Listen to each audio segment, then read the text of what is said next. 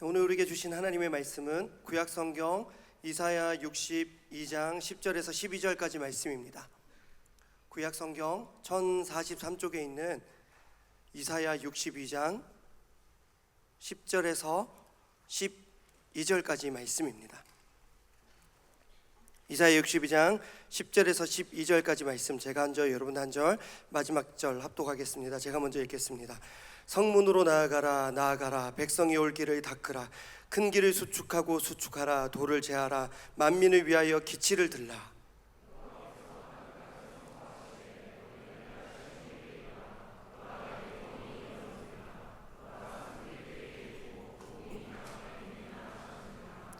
사람들이 너를 일컬어 거룩한 백성이라. 여호와께서 구속하신 자라 하겠고, 또 너를 일컬어 찾은 바 된 자요 버림받지 아니한 성읍이라 하리라.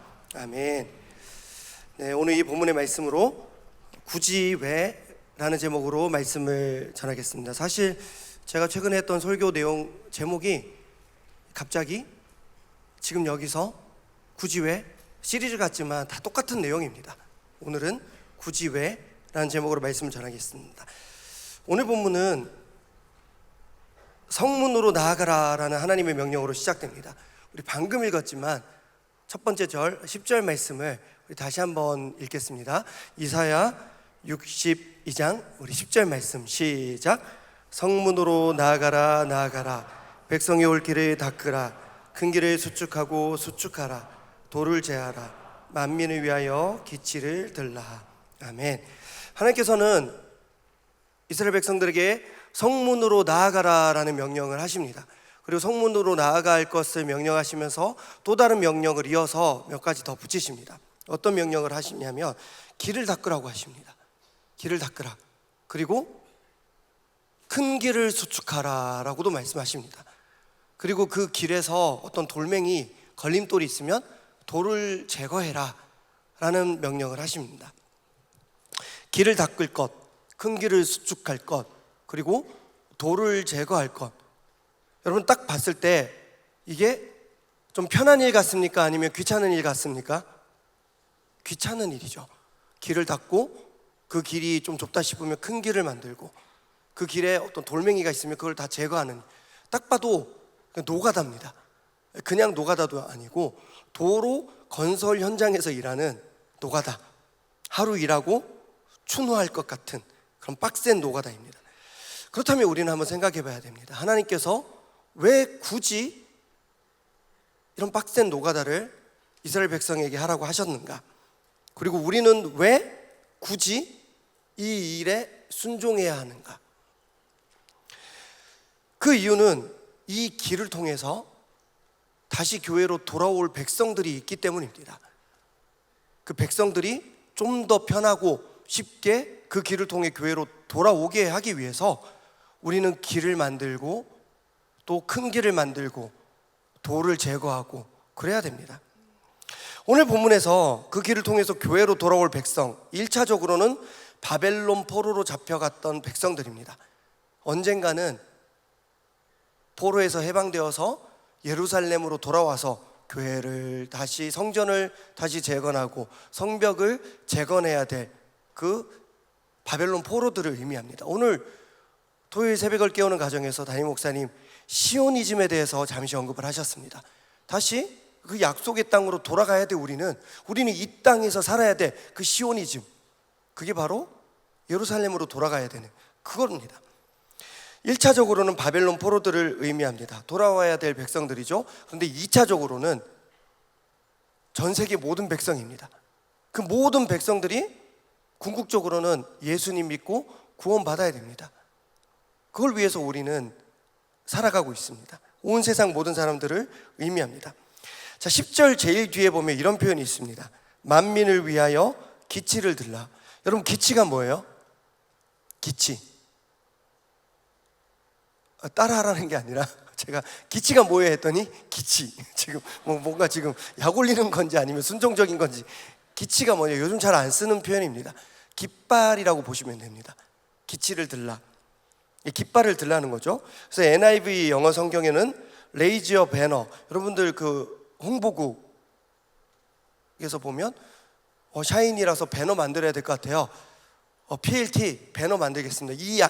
그 디자인 시안으로 해도 될까요? 그 배너, 깃발이란 뜻입니다. 레이저 배너, 깃발을 들어라, 그런 뜻입니다. 현대인의 성경은 길을 세워라 라고 되어 있습니다. 만민, 즉 모든 사람들이 볼 수 있도록 기치를 들라, 깃발을 세우라는 겁니다. 무슨 뜻이냐? 교회에 처음 온 사람도 저 깃발을 보고 저기에 교회가 있구나 찾아갈 수 있도록 이정표를 만들라는 것입니다. 좀 더 교회에 오는 길을 편하게 만들라는 의미입니다. 교회는 교회를 떠난 자들이 다시 교회로 잘 돌아올 수 있도록 도와야 합니다. 오늘 본문에는 이렇게 나와 있죠. 길을 닦아야 됩니다. 근데 그 길이 좀 좁다 싶으면 좀 더 그 길을 크게 수축해야 됩니다. 그리고 그 길에 혹시라도 교회로 돌아오는 사람이 걸려 넘어질 수 있는 그런 돌멩이, 밟았을 때 아플 만한 그런 돌멩이가 있으면 그 돌멩이도 제거해야 됩니다. 거기에 더 나아가서 이 길이 맞나? 저 길이 맞나? 갈림길이 나오는데? 그러면 길이 헷갈리지 않도록 저기에 교회가 있어, 깃발을 세워서 교회에 올 수 있도록. 우리 교회 보면 쌍십자가가 있지 않습니까? 저기에 명성교회가 있네, 저기 십자가 불빛이 있네, 저기가 교회네. 그렇듯이 깃발을 세워야 됩니다. 이것은 교회의 문턱을 낮추는 것입니다. 그래서 어떤 사람은 그 교회의 어떤 저런 교회의 문턱이 낮춰진 모습을 보면서 저 교회는 왜 저렇게 수준이 낮아? 그렇게 놀릴 수 있죠. 어떤 사람은 저 목사님 설교는 너무 유치한 것 같아, 너무 쉬운데? 이렇게 놀림 받을 수도 있습니다. 그러나 괜찮습니다. 놀림 받더라도 좀 더 많은 사람들이 교회로 편하게 돌아올 수만 있다면 우리는 교회의 문턱을 낮춰야 합니다. 그래도 괜찮습니다. 우리가 아무리 교회의 문턱을 낮춰도 하나님이 우리와 똑같아지신 사건을 성육신 사건이라고 하는데 하나님보다 우리가 더 낮아지지 않습니다. 예수님의 십자가만큼 우리가 더 낮아지지 않습니다. 아무리 우리가 낮아져도 하나님만큼, 예수님만큼 낮아지지 않습니다. 우리가 낮아져서 더 많은 사람들이 교회로 돌아올 수만 있다면 그게 더 의미 있고 귀한 일입니다. 하나님께서 굳이 그렇게 하셨고 예수님께서 굳이 십자가 지셨고 이제는 우리 차례입니다. 우리가 교회에 오는 길을 더 편하게 만들어야 되고 교회의 문턱을 낮춰야 됩니다. 교회들마다 교회의 문턱을 낮추기 위해서 또 교회에 오는 길을 편하게 만들기 위해서 많은 노력을 기울입니다. 교회 셔틀버스를 운영하고요, 차 가지고 교회에 오는 사람들을 위해서 교회 주차장 엄청나게 확보합니다. 그리고 영상, 음량 시스템 갖추기 위해서 노력하죠. 유튜브도 엄청나게 깔끔하게 올리려고 영상 노력합니다. 오늘 여러분들 교회 왔을 때 더워요, 시원해요? 시원하죠? 근데 방금 전까지 임원단 카톡방에서는 난리가 났었습니다. 3층에는 지금 덥습니다. 그래서 좀 더 냉방을 해야 될 것 같습니다. 조금 더 키우면 누구는 또 춥대요. 끄면 누구는 덥대요. 하지만 최적의 그 온도를 갖추기 위해서 누군가는 그렇게 노력을 합니다. 말씀이 좋으면 되지, 찬양팀이 좋으면 되지, 에어컨 꺼, 그렇게 해버리면 여러분들 교회 오겠습니까? 겨울에는 난방 시스템을 갖춰야 되고 여름에는 냉방 시스템을 갖춰야 되고 이게 다 문턱을 낮추는 거고 교회 오는 길을 편하게 하는 겁니다. 또 어떤 교회는 간식을 열심히 준비합니다. 제가 두 눈 뜨고 목격했습니다. 오후 예배 때 햄버거 준다고 했더니 더 많이 왔어요. 제가 얼마 전에 제가 그것을 두 눈 뜨고 목격을 했습니다. 이런 것이 다 교회 오는 길을 편하게 만드는 교회의 노력입니다. 그래서 우리가 잘 아는 이웃교회, 분당에 있는 만나교회, 김병삼 목사님 심우하시고 또 우미실 목사님이 찬양인도 하시는 그 만나교회는 교회에 오는 길을 좀 더 편하게 만들기 위해서 뭐가 있냐면 교회에 흡연실이 있어요. 몰랐던 분 계시죠? 교회에 흡연실이 있어요. 나 교회 가면 아직 담배를 못 끊었는데 어떡하지? 근데 흡연실이 있는 거야. 그래도 교회 왔으니까 한 모금만 해야지, 이렇게 이제 들어가는 거예요. 저는 좀 분당 지역에서 제가 개척교회 2년을 섬겼거든요. 그걸 보고 조금 충격을 받았어요. 그래도 그렇지 흡연실을 교회 놔두는 게 되나? 홈페이지에 들어갔더니 이렇게 돼 있어요. 만나교회에는 흡연실이 있습니다. 그거를 만나교회에 대한 어떤 자랑으로 되어 있어요. 그래서 클릭해서 봤더니 이렇게 되어 있어요. 오늘 분당에서 예수님이 목회를 하셨다면 어떻게 하셨을까? 예수님은 믿지 않는 사람, 죄를 짓고 사람들에게 손가락질 받는 사람들을 위해 교회의 문을 활짝 열고 기다리셨을 겁니다. 그들이 하나님을 믿고 담배를 끊고 다시는 죄를 짓지 않기로 결단할 때까지 무던히 참으셨을 겁니다. 만나교회는 아직 하나님을 모르는 영혼들이 하나님을 만날 수 있도록 지역과 세상에 하나님의 마음을 품고 선교하는 교회입니다. 이렇게 홈페이지에 적혀 있더라고요. 근데 제가 그걸 분명히 봤더니 그들이 하나님을 믿고 담배를 끊고, 그러니까 만나교회도 담배는 끊으라고 얘기하는 겁니다. 흡연실이 있지만 담배는 끊으라는 겁니다. 만나교회에 흡연실이 있는 부분에 대해서 이게 맞다? 아니다? 의견이 분분합니다. 하지만 저는 이런 시도 자체는 굉장히 의미가 있다고 생각합니다. 예수님이 분당에서 목회를 하셨다면 어떻게 하셨을까? 세리를 제자로 받아들이셨고, 죄 지은 사람들, 병든 사람들 친구가 되어주셨고, 예수님이라면 흡연실 만들지 않으셨을까? 저는 의미가 있다고 생각합니다. 근데 이게 다 뭐냐? 교회에 오는 길을 좀 더 편하게 만드는 것입니다. 얼마 전에 주일 저녁에 말씀을 전하고 하셨던 우리들 교회 김양재 목사님 섬기시는 그 우리들 교회, 우리들 교회는 큐티, 나눔, 간증, 자기 고백 이런 게 굉장히 유명한 교회입니다. 그래서 그 시간에 어떤 고백을 해도 서로 허용이 되는 교회입니다. 얼마 전에 그날 저녁에 영상으로만 잠시 봤지만 좀 센데? 저런 내용을 다른 사람들이 다 보는 데서 고백한다고? 수위가 굉장히 높았습니다. 한 여학생이 자기 가정에 대해서 고백했어요. 그랬더니 그 아빠를 단에다 세웠어요. 그 아빠도 울면서 얘기해요. 교회 학교 부장으로 오랫동안 섬기신 분인데 사실은 저희 가정이 이혼 가정인데 이 딸은 전처가 아니라 지금 아내와의 사이에서 태어난 딸이다. 그거를 얘기하면서 서로 울어요. 여러분들 그런 거 고백하실 수 있겠습니까? 어떤 학생은 아빠한테 가정폭력을 너무 심하게 당했어요. 응급실에 실려갈 때도 많이 있었대요. 근데 그 아빠가 누군지 그 친구는 안 밝혔는데 그 고등부 담당 교육자가 밝혔어요. 아빠 누군지 말해도 돼? 그렇게 물으면 말하라고 하죠. 그 교회 부목사님이래요. 제가 봤을 때 그 고등부 목사님은 그 교회 가서 아마 맞았을 거예요. 그리고 영상통화까지 하는 거예요. 우리 교회에 만약에 토색계 때 부목사님 가정이 간증을 하는데 만약에 우리 집 애가 그렇게 간증했다? 그럼 저 그날은 제가 그냥 넘어갔을 거예요. 근데 집에 가서 저는 걔 머리를 또 때릴 것 같아요.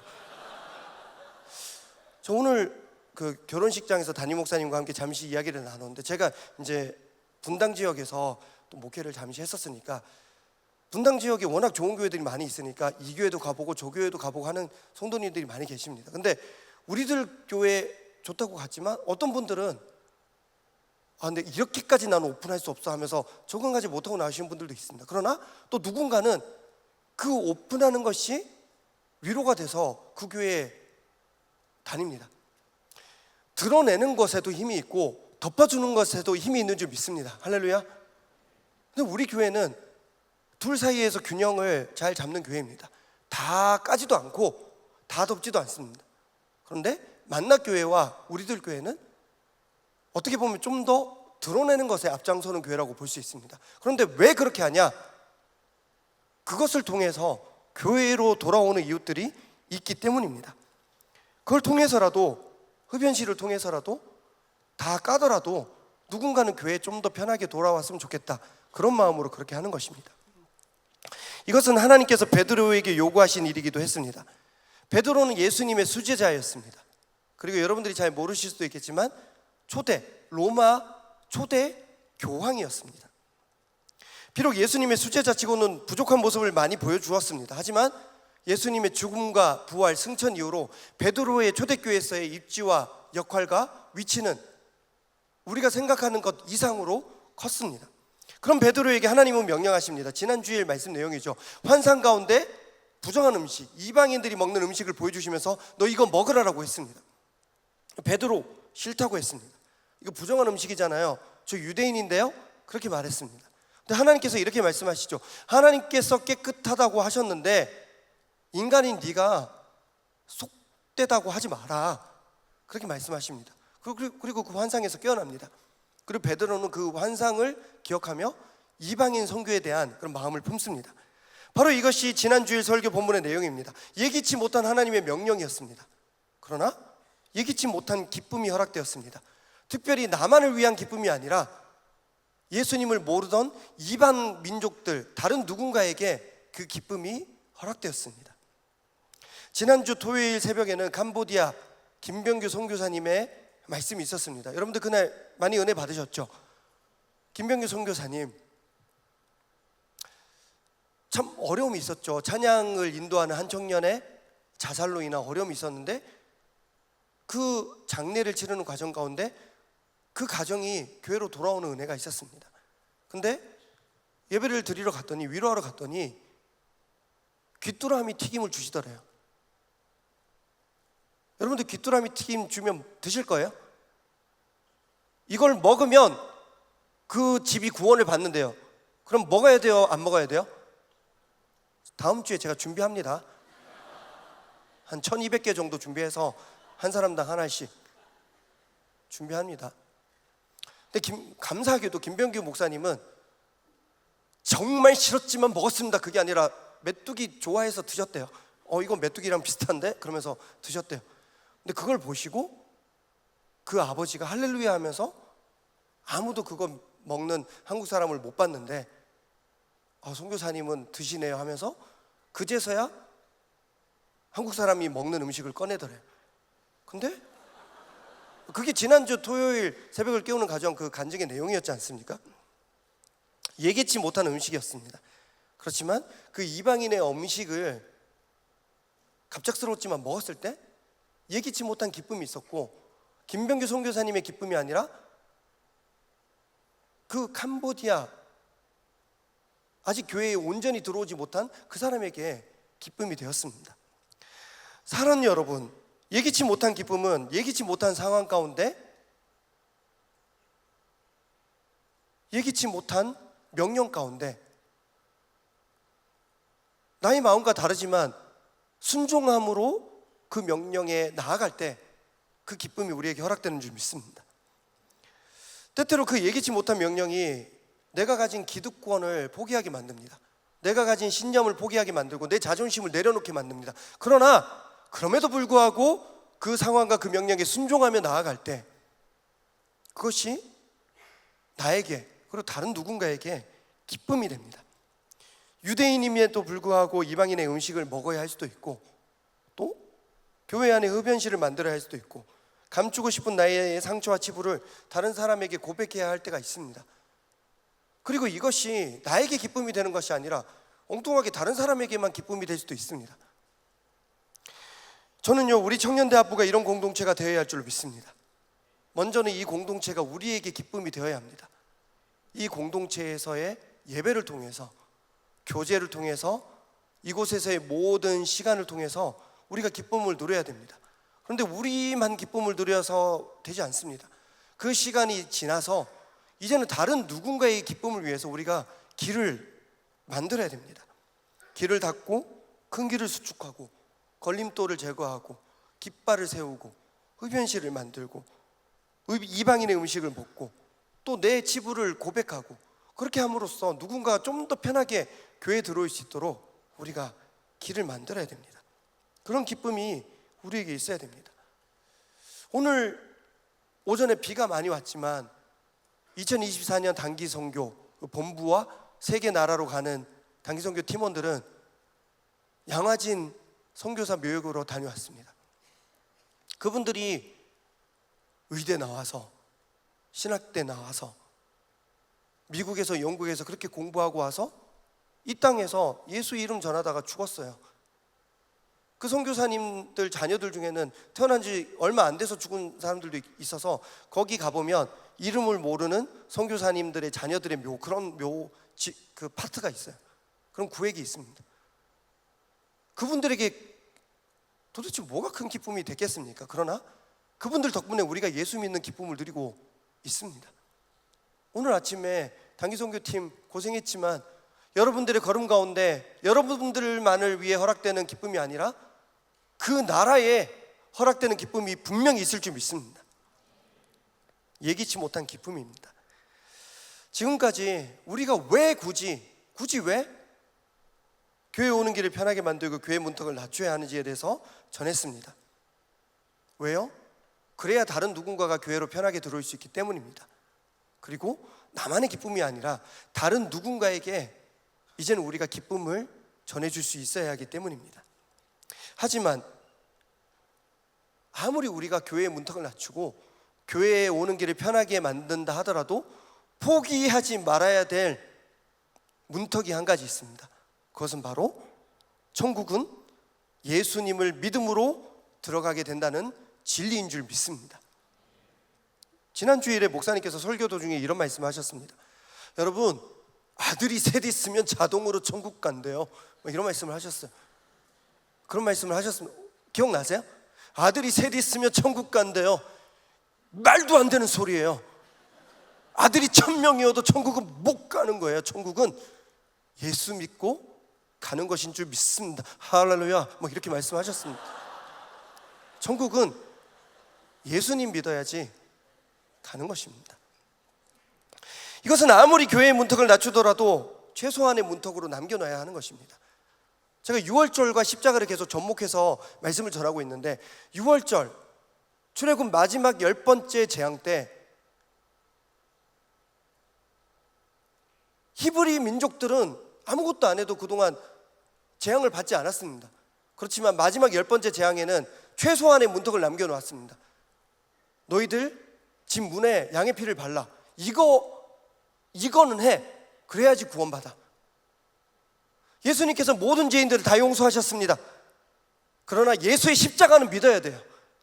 예수의 십자가는 믿어야 우리가 용서받고 구원받고 천국 가는 줄 믿으시기 바랍니다. 최소한의 문턱입니다. 교회는 이것을 포기하면 안 됩니다. 오늘 본문 12절 말씀입니다. 우리 12절 말씀 함께 읽겠습니다. 시작. 사람들이 너를 일컬어 거룩한 백성이라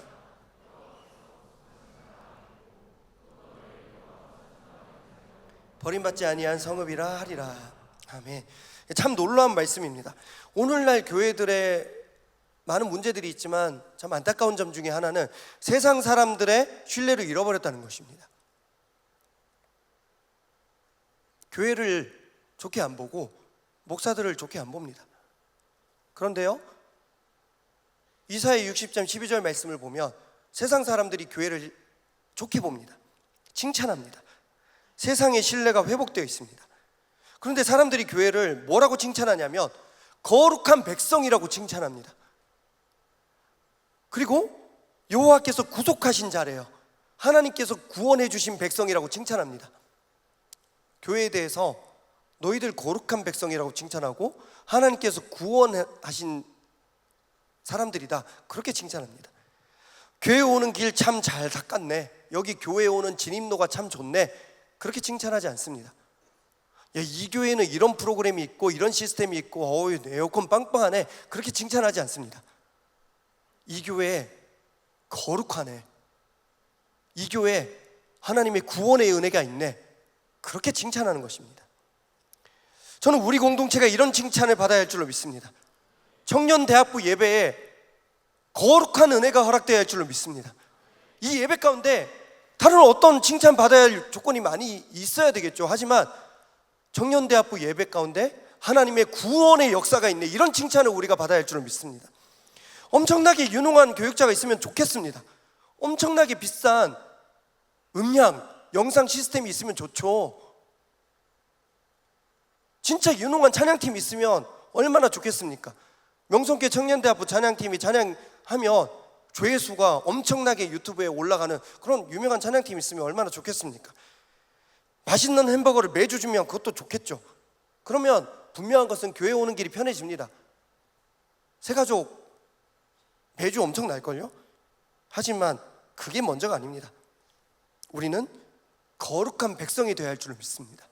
하나님의 은혜로 구원받았다는 그 믿음의 고백을 포기하면 안 됩니다. 이것은 우리가 반드시 가져가야 될 최소한의 문턱입니다. 교회 오는 길이 아무리 편해져도 예수 믿어야지 천국 간다, 이것은 우리가 놓치면 안 됩니다. 최근에 저는 청년부 교육자 치고는 좀 장례 예배를 자주 집례를 했습니다. 제가 이 세상에 슬프지 않은 장례가 어디 있겠습니까? 그렇지만 제가 이 교회, 저 교회에서 참 많은 장례 예배를 집례했습니다. 우리 교회에도 교구 목사님들 중에 보면 장례가 이 교구는 참 많이 나네요, 그런 교구가 있습니다. 근데 보면 어떤 교구 올해 벌써 17건이에요. 진짜 많네요, 그렇게 얘기하더라고요. 근데 제가 좀 고령화된 다른 교회들에서 부목사로 섬기면서 그때 내가 진짜 장례를 많이 집례했구나, 그렇게 생각을 해봅니다.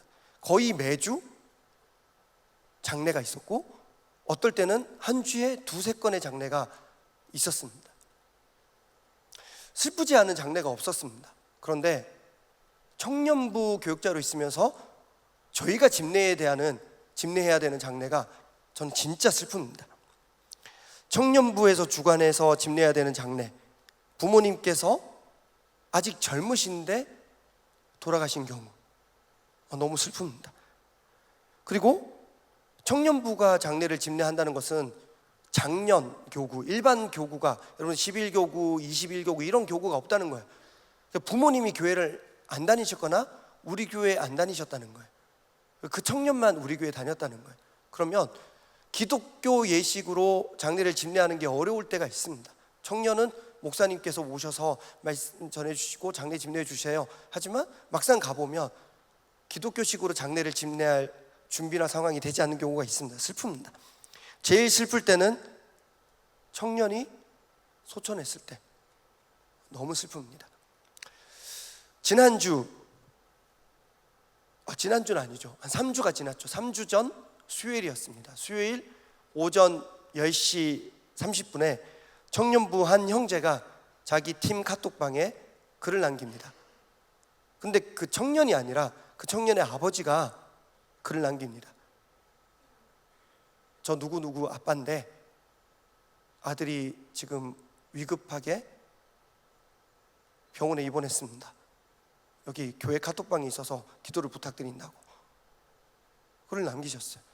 그래서 팀장과 그룹장이 상황을 파악해 봤더니 그 청년이 작년에 한 번 나왔어요, 청년부 예배. 올해 그렇게 많이 안 났습니다. 한 번은 아니지만 많이 못 나왔어요. 온몸에 암이 퍼져 있는 상황이었습니다. 그리고 시한부 선고를 받은 상황이었어요. 그런데 청년부에는 그걸 안 알렸어요. 그래서 다리가 좀 아프다, 좀 쩔뚝거리고 있다, 그렇게 저는 그룹장 보고를 받았거든요. 근데 수요일 오전 10시 30분에 그 아버지가 그 글을 남기고 급하게 전화를 했더니 사실은 온몸에 암이 퍼져서 죽어가고 있었대요. 10시 30분에 기도해달라고 글을 남기고 11시 30분에 또 글을 남기셨습니다. 우리 아들이 하늘나라 갔다고. 그날 밤 수요 기도회 마치고 리더들 몇 명과 또 교육자님들과 함께 가서 예배를 드렸습니다. 너무 슬프죠. 그렇지만 제가 이렇게 말씀드렸죠. 우리 사랑하는 아들이 지금은 천국에 있는 줄 믿습니다 라고 했을 때 그 아버지께서 펑펑 울면서 아멘 아멘 했던 그 기억이 있습니다. 4월 말에도 청년부 주간 장례가 있었습니다. 한 청년의 아버지께서 오랫동안 아프셨습니다. 그런데 평생 교회를 다니지 않으셨습니다. 그것이 그 청년에게도 그 가족들에게도 근심이 되었습니다. 하지만 몸이 많이 안 좋아지면서 어떤 결심이 서셨어요. 나 예배 드리고 세례 받고 싶다. 그래서 저에게 그 청년이 부탁을 했습니다. 병원에서 이제 더 이상 치료를 안 하겠다고 하셔서 집에 왔습니다. 언제 한번 와서 말씀 전해주시고 세례 집례해 주시면 감사하겠습니다, 목사님. 준비하고 있었는데 댁에 계시다가 이틀 후인가 급박하게 안 좋아지셔서 응급실에 가셨습니다. 곧 돌아가실 상황이 됐습니다. 하필 그때가 토요일 예배 직전이었습니다. 그래서 저도 어떻게 해야 되나 고민하다가 일단 그 성구들 세례를 줄 수 있는 그런 성구 챙겨서 제가 바로 아산병원 응급실로 갔습니다. 가족들이 먼저 만나고 어떤 이제 장례를 해도 된다, 더 이상의 치료를 안 하겠다, 사인을 해야 되기 때문에 저는 밖에서 기다렸다가 1시간 정도 지나서 들어가서 배웠습니다. 원래 응급실에 그렇게 들어갈 수 없었는데 병원에서 허락을 해주셨어요. 우리 아들과 그 청년과 제가 들어갔는데 청년이 아버지를 불러요. 아빠 목사님 오셨어. 근데 아버님께서 아무 반응이 없으셨어요. 지치셔서. 제가 그때 무슨 정신으로 그랬는지 모르겠는데 제가 이렇게 말했어요. 아버님, 아들 이름을 부르면서 저 누구랑 제일 친한 목사예요, 아버님. 근데 아버님께서 놀랍게도 고개를 돌리고 저를 보시고 고맙습니다 라고 해주셨고, 아버님 잠시 예배드리고 세례를 베풀려고 하는데 괜찮으시겠어요? 고맙습니다. 그리고 제가 급하게 말씀 전하고 세례를 베풀었을 때 그 모든 저의 질문에 고개를 끄덕이고 대답을 하셨어요. 그리고 마지막에 제가 세례를 베풀고 마지막에 기도할 때 아들이 옆에서 울고 있고 저도 기도하는데 아버지께서 손을 가슴에 올리셨어요, 스스로. 그래서 그걸 보고 제 아들 손을 잡고 셋이 같이 그 가슴에 손을 얹고 기도했습니다. 슬픈 기억이지만 감사한 기억이었습니다. 그리고 저는 그 장례 3일 동안 집례하면서 계속해서 선포했습니다. 아버님 천국에 계시다고.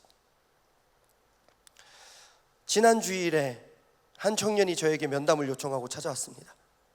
그리고 저에게 좀 이르지만 부탁했습니다. 목사님, 저희 어머니 곧 돌아가실 것 같은데 돌아가시게 되면 목사님께서 장례를 집례해 주세요.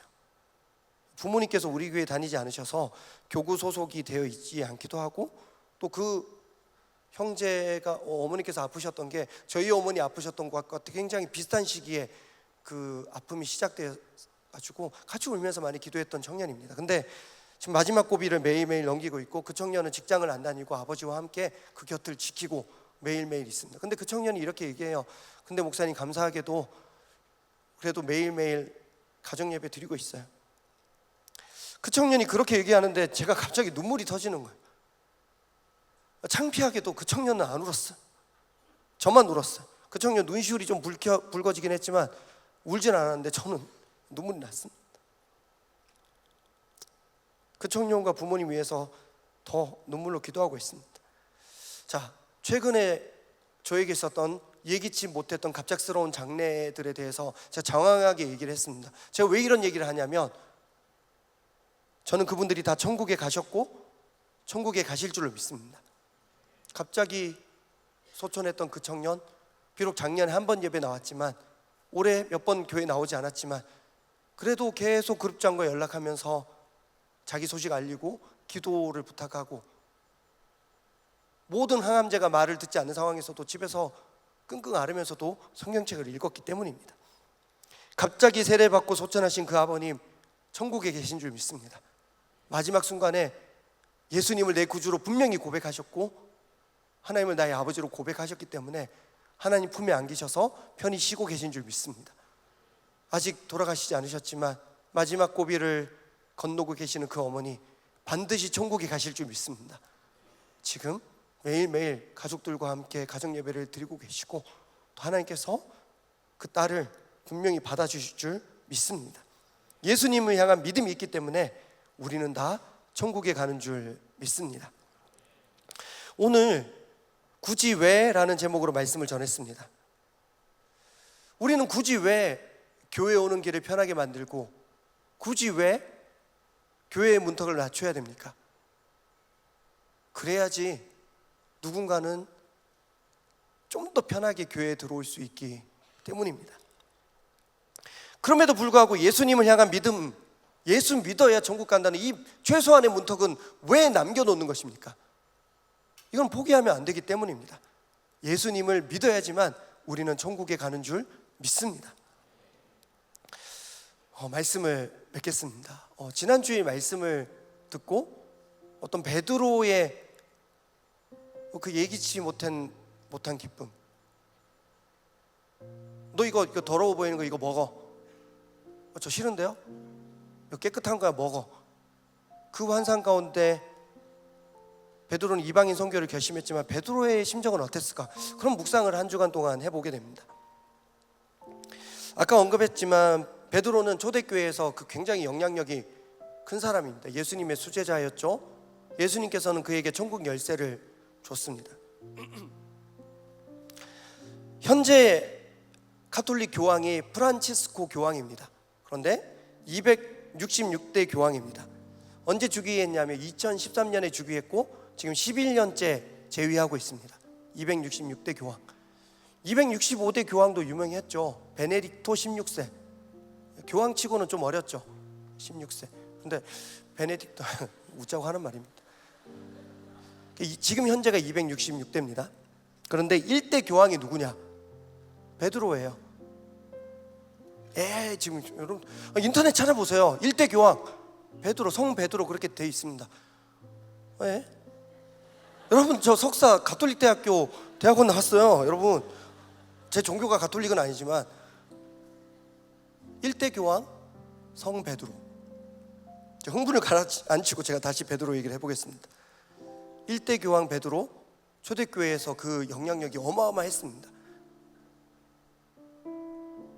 그럼 베드로에게 하나님은 뭐라고 환상을 보여주셨냐면, 야, 너 더러운 거 먹어. 내가 너에게 맡기는 사역은 이거야. 제가 베드로였다면 아무리 하나님의 명령이었다 하더라도 저는 이거 싫었을 것 같아요. 하나님, 저 1대 교황이에요. 하나님, 저 수제자라니까요. 하나님, 예수님께서 저에게 천국 열쇠를 저에게 맡기셨어요. 근데 저가 왜 이거 더러운 거 먹는 사역을 해야 돼요? 하나님, 저는 그냥 말씀 사역하고 싶고, 저는 예배 사역하고 싶고, 저는 찬양인도 하고 싶어요. 하나님, 교회에 오는 길을 수축하고 큰 길을 만들고 돌멩이 제거하고 흡연실 만들고 간증하고 더러운 음식 먹고, 그거는 부교육자들 시키고 나중에 신대원 나온 사람들 시키세요. 저는 1대 교황이라니까요. 저 베드로예요. 저라면 그럴 것 같습니다. 담임 목사님, 저 부서장이에요. 원로 목사님, 저 청년대학부 총괄이라니까요. 저라면 그럴 것 같습니다. 저 예배와 말씀 사역 집중하겠습니다. 그런데요, 베드로는 그 더러운 음식, 부정한 음식을 먹으라는 명령을 받아들이고 굳이 이방인 선교에 힘쓰게 됩니다. 그리고 그 말씀 사역, 물론 사도 바울도 이방인 사역을 했지만 그 말씀 사역 부분은 바울에게 상당 부분을 양보합니다. 베드로씩이나 되는 사람이 굳이 왜 그랬을까요? 왜 굳이 이런 명령을 받아들였을까요? 예기치 못한 명령이었고 베드로가 원했던 일이 아니었습니다. 지난주에 설교 본문 중에 사도행전 10장 14절이 있습니다. 우리 마지막으로 이거 하나만 읽겠습니다. 사도행전 10장 14절 말씀 시작. 베드로가 이르되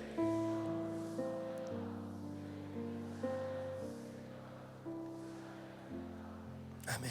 베드로 분명 이 명령이 싫었습니다. 이해하지 못했습니다. 그리고 안 한다고 했습니다. 하지만 하나님께서 하라고 하셔서 결국 합니다. 굳이 왜? 여러분들은 언제 싫은 명령에, 이해하지 못하는 명령에 순종하십니까? 저는 두 가지인 것 같아요. 첫 번째, 그 명령을 내리는 사람의 권위를 인정할 때 우리는 그 명령에 순종하게 됩니다. 이해되지 않지만, 싫지만 순종하게 됩니다. 그 권위를 인정할 때, 그 사람이 나보다 높은 사람이거나 그 사람을 신뢰하거나 그 사람이 무섭거나, 그러면 저는 순종하게 될 것 같아요. 싫은데? 그래도 순종하게 됩니다. 이 명령은 아니지만 제가 청년대학부 사역을 하면서 어떤 예산을 계획을 잡고 할 때 청년대학부를 섬기시는 우리 실행위원들께서, 장로님들께서 다 허락을 해주십니다. 왜요? 저의 권위를 인정해 주시기 때문입니다. 제가 어떤 예산 계획을 정했을 때, 이런 사역을 해보고 싶습니다 했을 때 담임 목사님께서도 그걸 그냥 허락해 주실 때가 많습니다. 왜요? 저의 권위를 인정해 주시기 때문입니다. 그런데 이것보다 더 다음 단계가 있습니다. 그것은 바로 사랑입니다. 우리는 사랑하게 될 때 이해되지 않아도 싫어도 그 명령에 순종하게 됩니다. 그래서 제가 리더 임명을 하거나 준비위원을 세울 때 이렇게 대답하는 청년들 참 고마워요. 목사님, 제가 정말 힘들지만 목사님 말씀하시면 순종하겠습니다. 이런 청년들이 많이 있거든요. 그럼 저는 참 고맙습니다. 그런데 이런 청년들이 있어요. 울어요. 얘는 지금 이 직분을 맡을 수 있는 상황이 아니에요. 근데 펑펑 운 다음에 목사님, 저 이거 지금 못하는 상황인 거 아시죠? 그렇지만 저 목사님 사랑하니까 할게요. 저 이런 고백을 들으면 울컥합니다. 저 힘든데 목사님 사랑하니까 하는 거예요. 장례를 집례하다 보면 마지막 순간에 이제 살아서 이제 대답하시진 않지만 마지막 순간에 가족분들께 한마디 하라고 하면 열의 열은 이렇게 말합니다. 아빠 사랑해요. 엄마 사랑해요. 부족한 아들이어서 죄송해요. 아빠 사랑해요. 저의 아빠가 되어주셔서 감사해요. 사랑해요 라는 말을 그렇게 합니다. 평생 예수님과 참 많은 대화를 나눴던 베드로였습니다. 그리고 예기치 못한 예수님의 죽음 앞에서 장례도 도망치느라 장례도 제대로 치르지 못했던 베드로였습니다. 마지막 발인도 제대로 못했고 사랑한다는 고백도 제대로 못했습니다. 그렇지만 다시 만난 예수님 앞에서 베드로는 이렇게 고백합니다. 예수님 사랑합니다. 너 진짜 나 사랑해? 예수님 저 사랑합니다. 저 이 말을 진짜 하고 싶었습니다. 너 진짜 나 사랑해? 주님, 제가 주님을 사랑하는 줄 주님이 아실 줄 믿습니다. 이게 베드로의 마지막 고백이었습니다. 베드로는 굳이 왜 이해되지 않고 순종하고 싶지 않은 그 명령을 순종했을까요? 저는 베드로가 예수님을 사랑했기 때문에 이 명령에 순종한 줄 믿습니다. 우리 베드로의 그 마지막 고백 생각하면서 우리도 이러한 삶 살아가기가 결단하며 우리 함께 찬양하겠습니다.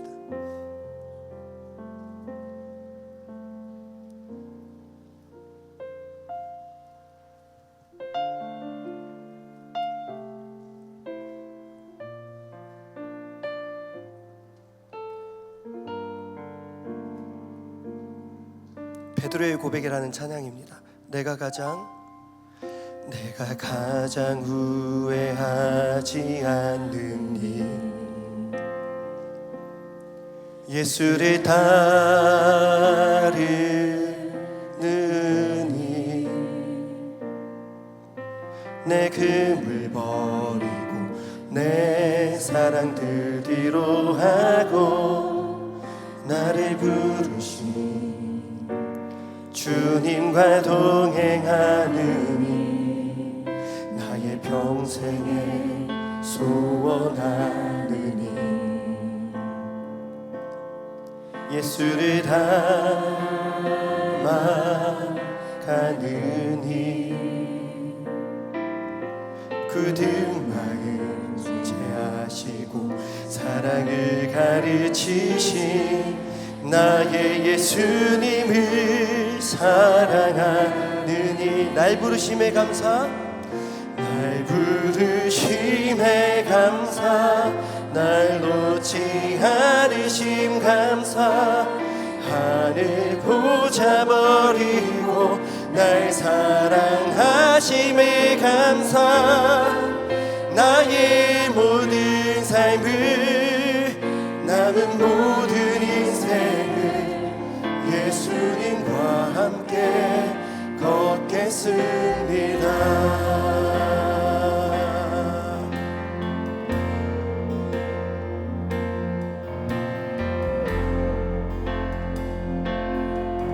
우리 다시 한번 믿음으로 고백합시다. 내가 가장 후회하지 않는 예수를 따르는 일,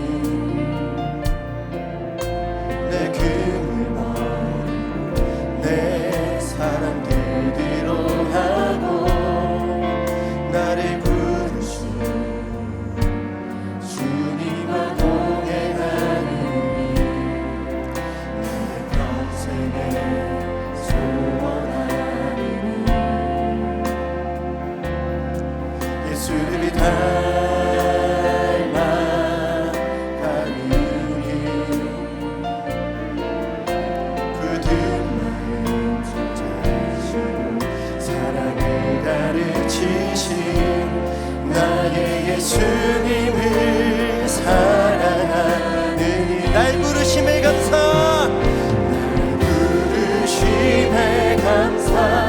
날 놓지 않으심 감사 하늘 보좌 버리고 날 사랑하심에 감사 나의 모든 삶을 남은 모든 인생을 예수님과 함께 걷겠습니다. 날 부르심에 감사 날 놓지 않으심 감사 보좌 버리고 사랑하심에 감사 나의 모든 삶을 남은 모든 인생을 예수님과 함께 걷겠습니다.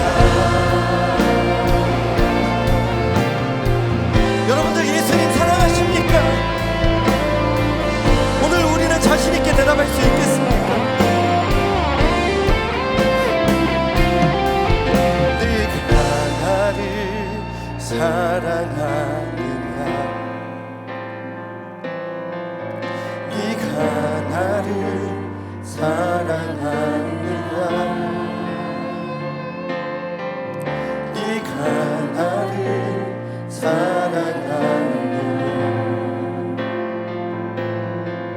주님 내게 물어보시네 네가 나를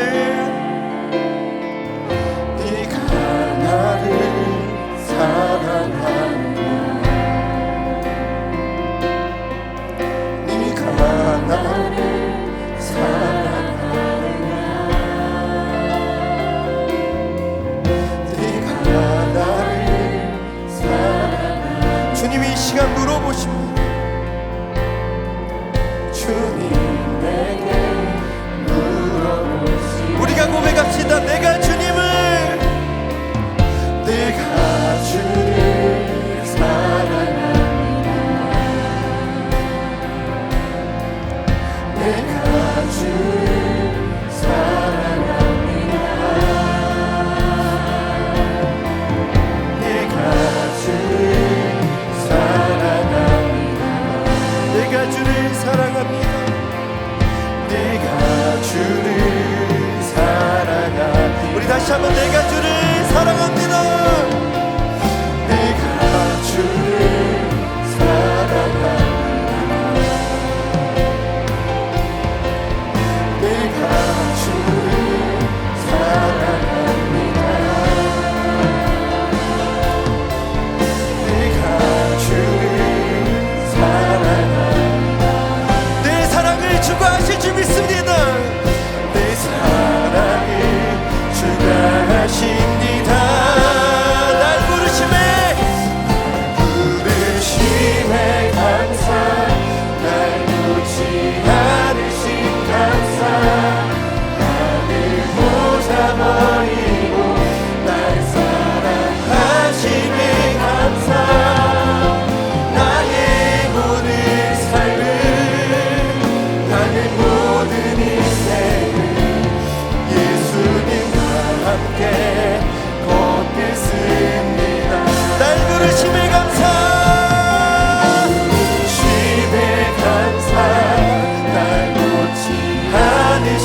감사 하늘 보좌 버리고 날 사랑하심을 감사 나의 모든 삶을 남은 모든 인생을 예수님과 함께 걷겠습니다. 계속해서 날 부르심에 감사.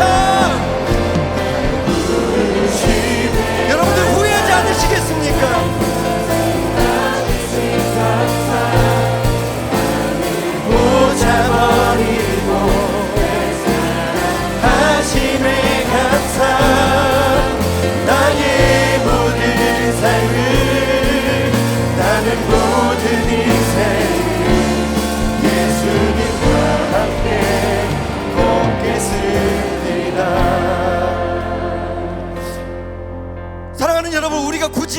일이 있습니다.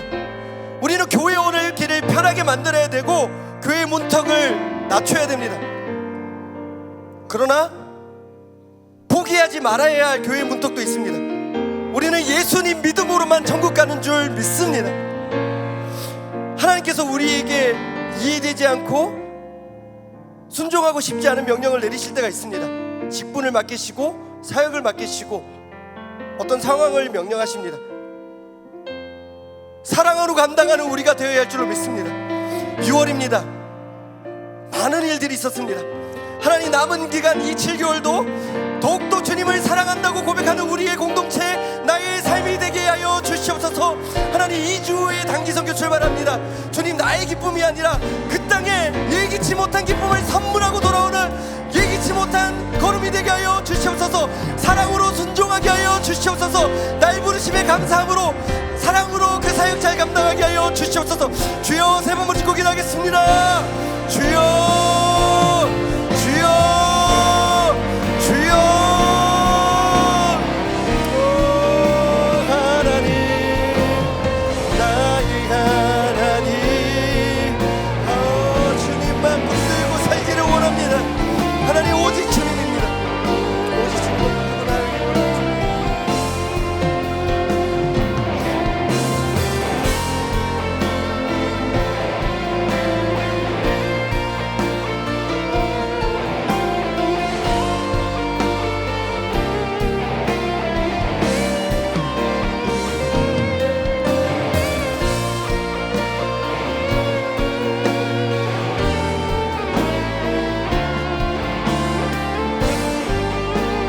하나님, 도와주시옵소서.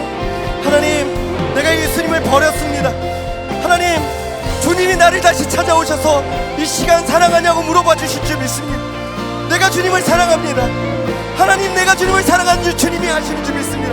사랑하기 때문에 주님의 그 명령을 나도 다시 순종하게 되기를 원합니다. 굳이 왜 너 굳이 왜 그 교회가, 너 굳이 왜 토요일에 예배드리러 가? 나 예수님 사랑해. 그 고백이 나의 고백이 되게 하여 주시옵소서. 주님, 부르심에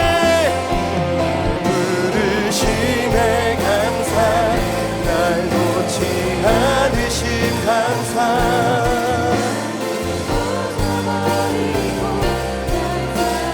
하심에 감사, 나의 모든 삶을, 나는 모든 인생을 예수님과 함께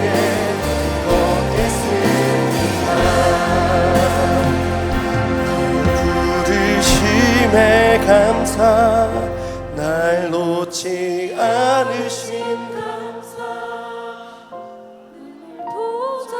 보자버리고 날 사랑하심에 감사, 나의 모든 삶을, 남은 모든 인생을 예수님과 함께 걷겠습니다. 우리 목소리로만 날 부르심에 감사, 날 부르심에 감사, 날 놓지 않으심 감사, 하늘 보자 버리고 날 사랑하심에 감사, 나의 모든 삶을, 나는 모든 인생을 함께 걷겠습니다.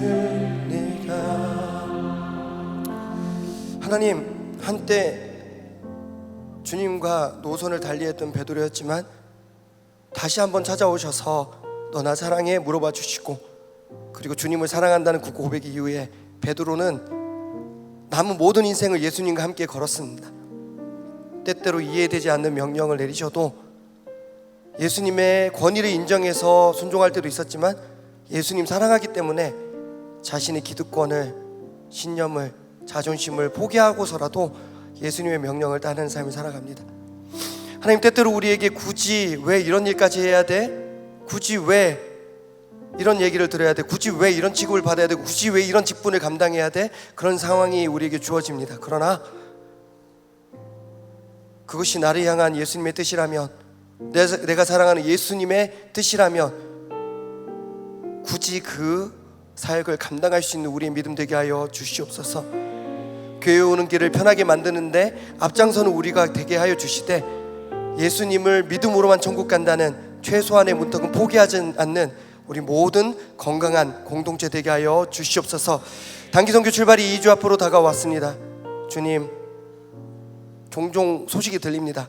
이런 문제가 생기고 저런 문제가 생기고 예기치 못한 상황이 있습니다. 그러나 그 모든 상황 가운데 주님께서 함께해 주시고 붙들어 주실 줄 믿사오니, 주님, 그들에게 기쁨이 회복되고 그들이 가서 그 땅을 밟고 만나게 되는 모든 타국의 백성들에게 우리가 먼저 누리는 그 기쁨이 온전히 전달되는 은혜가 있게 하여 주시옵소서. 시험 기간에 뉴송 예배를 지키는 우리 대학부 지체들이 있습니다. 붙들어 주시고 위로하여 주시고, 어려운 상황 가운데 주님을 향한 그 예배를 굳이 왜 이 시험 기간에도 토요 예배를 지켜야 돼? 그렇게 지켰을 때 예기치 못한 기쁨이 우리에게 반드시 허락될 줄 믿습니다. 지혜 주시고 능력 주시고 잘 감당하고 주님 붙들고 승리하는 이 기간이 되게 하여 주시옵소서. 사랑하고 축복하며 예수 그리스도 이름으로 기도하옵나이다.